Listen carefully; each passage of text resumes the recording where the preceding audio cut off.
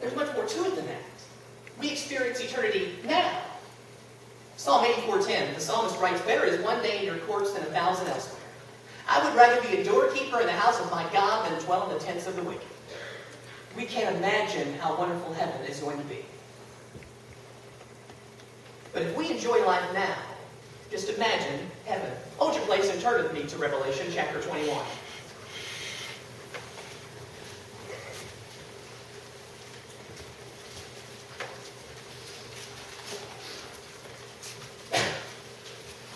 Revelation 21, verses 3 through 5. I want us to understand this morning, if we're going to share our faith, if we're going to carry out that call to the commission given to us to preach the gospel, to share the gospel, to live a Christ-like life, understand, eternity must be in the forefront of our minds. And just read with me Revelation 21, verses 3 through 5, and how can we not take joy in the description given here in this passage? He says, "And I heard a loud voice from the throne saying, 'Now the dwelling of God is with men, and He will live with them. They will be His people, and God Himself will be with them and be their God.'" Note verse 4. "He will wipe away every tear from their eyes. There will be no more pain, or mourning, or crying, or pain, for the old order of things has passed away." No more death. "He who has seated on the throne said, 'I'm making everything new.'" Then he said, "Write this down, for these words are trustworthy and true." I like that last part. You might want to write this down. It's pretty good stuff. No more pain. The difficulties of life bring us down so much. We looked at the question, is God fair? And we think of the pain and suffering around us, and we know God is a just God, and He promises to be with us in the midst of the pain we face. But life isn't fair. We face difficulties in every one of our lives. We all have something we're facing right now. And what happens, we're not usually expecting. So we know the pain. We know what it means to cry, to have tears, to have suffering. We know what death does when a loved one or friend dies, or anyone for that matter. When life is taken suddenly, when you hear of a car crash or a tragedy, every person, even the atheist, kind of contemplates that whole afterlife thing. If heaven and hell are real, if we believe in the reality of those two places and what God has given us in His Word, then the way you and I live life daily should reflect that. In Matthew 7:13, Christ says, "Enter through the narrow gate, for wide is the gate and broad is the road that leads to destruction, and many enter through it." When I was preaching in Kentucky, I had an opportunity to go to a revival around my birthday and preach in that same area. But I was teaching Sunday night class. There was just 5 ladies. Faithful ladies, older church, small church. And we came to that passage, and I told them, and I was thinking, I was like, "You ladies are very faithful, and you're on the broad path to heaven." And I said broad, and I was like, "Oh, I heard. I just told these ladies they're going to hell." No, what I meant was, you're on the narrow path. One of them maybe was on the broad path. Anyway, that's for another day. You can cut that out of YouTube. But why is it so narrow? Because the Christian life demands a lot from us. It takes effort. It's hard to abandon what you know from the world and what is comfortable, and to give up your entire life to serve Christ. Because that means you have to change the people you hang around with. Some rearranging has to be done in life. But understand the benefits far outweigh what we have to give up to follow Christ. Because this world is fleeting. The narrow path is the way that leads to righteousness. And this verse alone should open our eyes and kind of help us overcome the Christian atheism that we have in keeping us from sharing our faith with others. You see, if we understand the reality of hell and the reality of heaven, then how can we this morning overcome that inconsistency to believe, but not to have an urgency to share our faith? Well, there's a couple of things I want to share with you as we look at how we can carry out the call. We understand that the Scriptures give the reality of heaven and the reality of hell. We understand that we're going to go to one of those two places when life is over. So how do we change? How can we begin sharing our faith this morning? Well, I think we're very guilty of not engaging with people enough. You know, and in the future sermon series of this year, we're going to be looking at really how we can share our evangelism. Because we know why we need to do it, but a lot of us think, how do I do it? You know, I may not know a whole lot of God's Word. You don't have to be a theologian and scholar to carry out God's call to share your faith. But know this, The key to evangelism is building relationships. You might be here this morning because of a friend who invited you. You might be here this morning because your friend took the time to say, I'd like you to come to church. Just try it out. And that may have changed your life. But that's the key to evangelism. You know, my grandfather preached for 40 years, and in the 50s and 60s, you might be able to get away to going into someone's home and being like, hey, you know Christ? No. You want to know? Sure. Where's the pool? Here's water. What enters me to be baptized? And the whole family wants to accept. We live in a different society today. 21st century is rough. People don't want to hear facts. It's very postmodern. Yeah, that's what you believe, but I believe something different. It's difficult. But our coworker, our friend, it may take a year to build a relationship in order to be able to have that opportunity for the door to open and witness to him and to speak to him about the gospel.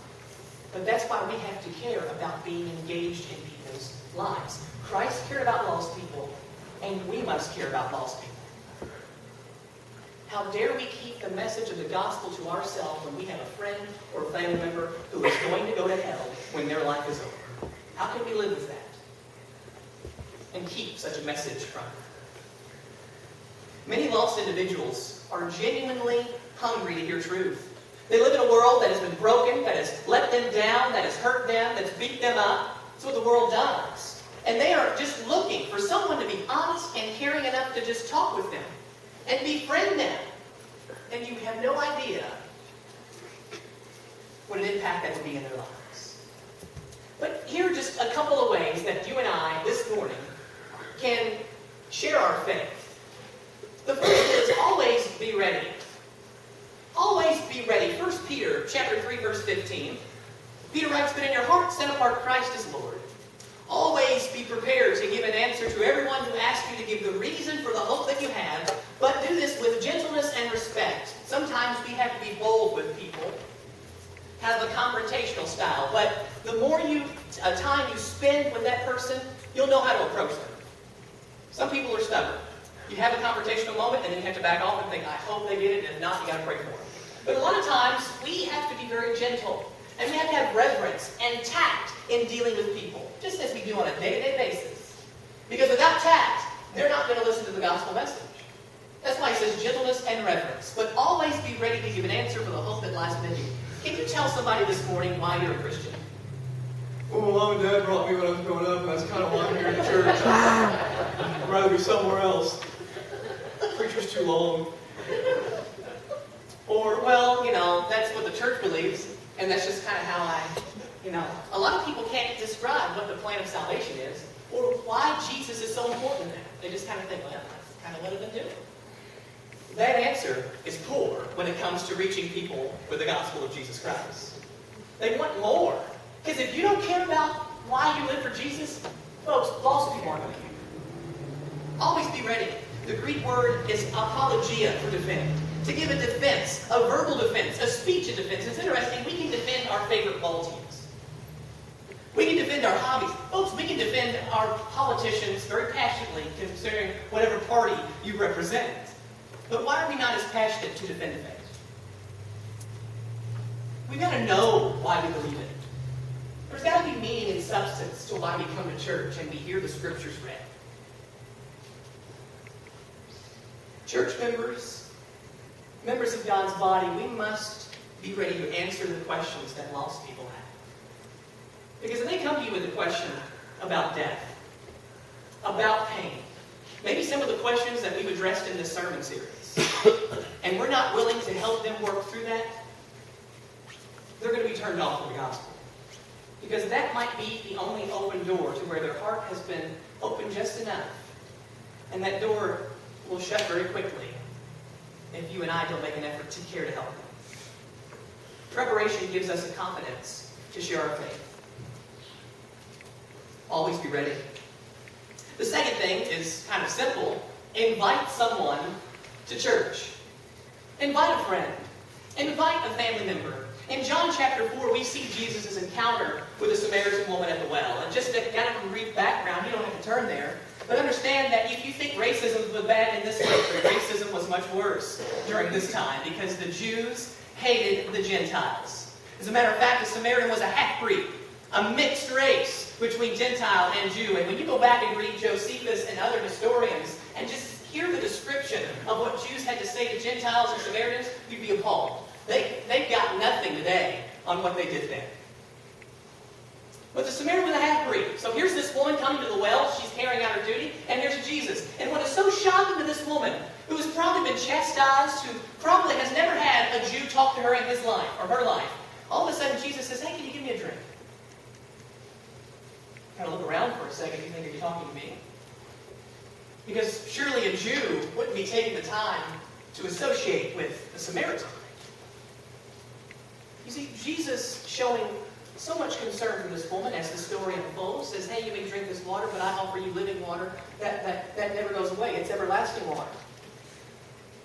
And it impacts this woman's life. When you read John 4 and you read on in verses 28 and 30, she was overwhelmed by the love of Christ. She would have never expected this to happen, but it just took an invitation. And what's so beautiful about this passage, when you read on to verse 39, it says this woman took the time to invite her friends. She said, hey guys, her family members and friends, listen, you got to experience this Jesus. She wasn't a theologian, she wasn't a scholar, but you know what she could do? She could invite people to experience the impact that Jesus had on her life for them to experience it as well. That's how we share our faith. Take the time to invite someone.